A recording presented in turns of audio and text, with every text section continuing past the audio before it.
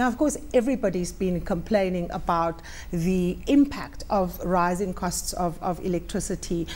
You know, before we were introducing each other, I was chatting to you offline, saying that I've just spoken to the MEC for Economic Development in Gauteng, and he was saying small businesses are really complaining that they might very well go out of business because of the costs of electricity. Talk us through how renewable energy, whilst expensive now, might trend downwards, and what implications that would have for businesses. Indeed, Karema, what I think the question is not whether we can afford renewable energy, it's whether we can afford not to have renewable energy when taking a long-term view. Indeed, the capital cost of renewable energy as we stand today is more expensive than our traditional energies of coal and gas. But when we look over a longer period, we will see that cost decreasing. In fact, just through the Renewable Energy Integrated program that has been put on by the South African government, we've seen costs in the various technologies decreasing significantly. Solar photovoltaic, for argument's sake, which are your solar panels, have decreased by 40% through round 1 and round 2 of the bid process.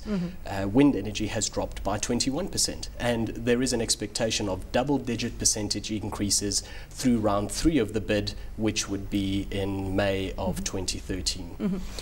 There is certainly a downward cost trend on renewable energy and unfortunately an upward cost trend on conventional energies such as coal-fired power stations. Now, talk to us about what are the key drivers that will, you know, compel the costs of renewable energies to go down. Is it just increased volumes? What are we talking about?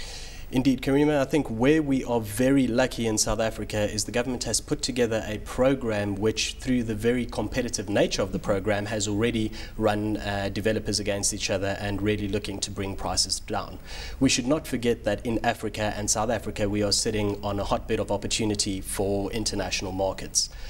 The technology cannot be overlooked insofar as the downward cost trend is concerned. We have seen technology prices in solar photovoltaic dropping by 50% in the last 12 months, wind energy dropping by in excess of 18% over the last 12 months.